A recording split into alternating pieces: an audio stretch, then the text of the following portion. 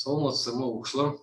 Бүгінгі сабағымыз 20 ғасыр басында Қазақстан бөлімі де қамтылатын Қырғыз-Қазақ АКСР-ның құрылу тақырыбында сабағымызды бастаймыз. Бүгінгі сабақта Қазақ автономиялы кеңестік социалистік республикасының құрылуымен танысамыз. Қырғыз-Қазақ АКСР-ның құрылуы, Қазіревконың бүкіл Қазақстандық съезді дайындау, Қазақ АКСР құру бойынша қызметін білеміз. Қырғыз АКСР еңбекші құқықтарының декларация мазмұнын зерделейміз.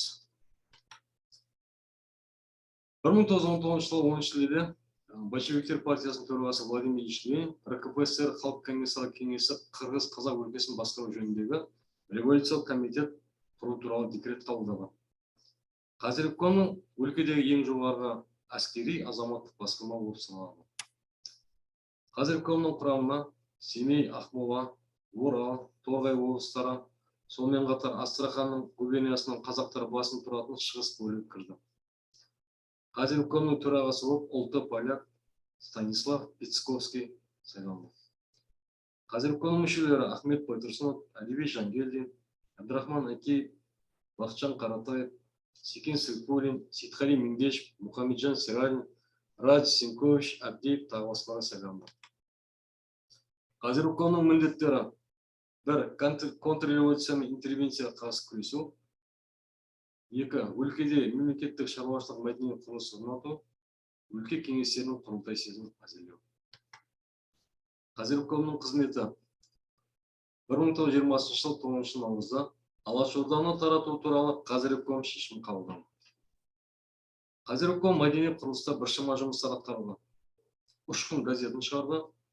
Ақтөбе уезінде 300 мектеп ашылды. Қалаларда мұғалімдер даярлайтын мектептер жұмыс істей бастады.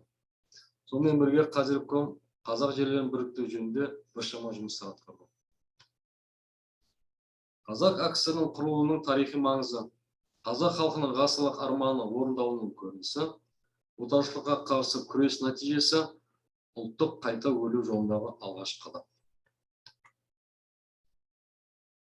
Бүгін балалар менің өлкем тарихи терең өлке тақырыбында Ғани Мұратбаев шығыс феномені, орталық Азия Қазақстан жастарының жалынды жетекшісі, сол Ғани Мұратбаев туған ауыл туралы болады. Ғани Мұратбаев ауылдық округі Қызылорда облысы Қазалы ауданындағы әкімшілік бірлік. Әйтеке би кентінен 8 километрді батысқа қарай орналасқан әкімшілік ауыл. Құрамына Мұратбаев ауылы және нөмір 96 теміржол айрығы кіреді. Орталығы Мұратбаев ауылы. Ғани Мұратбаев ауылдық округінің негізі өткен ғасырдың 30 жылдары негізі қаланған. Ғани Мұратбаев 1920 жылы Түркістан комсомолының 3-ші съезінде орталық комитет мүшелігіне сайланып, жастардың қазақ-қырғыз жастарының бюросын басқарды. 1928-96 жылдар аралығында Ғани Мұратбаев атындағы ауыл күріш өсіруші ұжымшар деп атала бастады. Осы ауылда нөмірі 91-ші Ғани Мұратбаев ауылдық мектепте 300 орындық мектеп, орта мектеп жұмыс жасай бастады. Бүгінгі тұста бұл ауылда 282 отбасы тұрады. Енді бүгінгі сабақта алған білімдерімізді бекітіп алсақ, ол үшін сіздерге толықтыру кестесі әдісімен тарихи даталардың оқиғаларын анықтау ұсынылады. Рахмет. Енді тапсырмамызды тексеріп көрелік. Қаншалықты сәтті орындаған екенбіз? Мұқият болайық. Меніңше барлығымыз тапсырманы сәтті орындадық.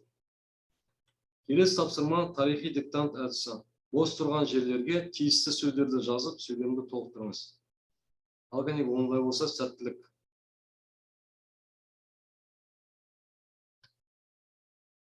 Жақсы балалар, бұл тапсырманы дұрыс-бұрыстығын тексерелік.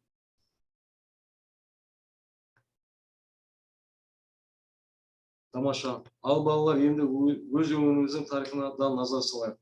3-ші тапсырма бойынша тест тапсырмаларын орындаймыз.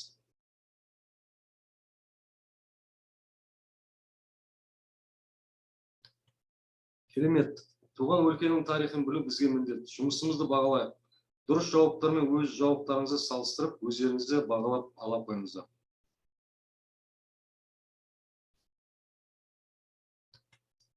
Жақсы балалар, енді сабағымызда кері байланыс жасайық. Ол үшін 4 сұрақ 3 жауап әдісімен төмендегі сөздерге жауап жазыңыз. Нені білдім, нені үйрендім? Бұл сабақта мен үшін не қызықты болды? Бұл сабақта нені толық түсінбедім? Жарайсыңдар балалар. Үйге тапсырма, параграф 22. Мәтінді оқу, 97-ші беттегі сұрақтарға жауап береміз. Бүгінгі сабақта қызықты, мазмұнды мәлімет алдыңыздар деп ойлаймыз. Назарларыңызға рахмет.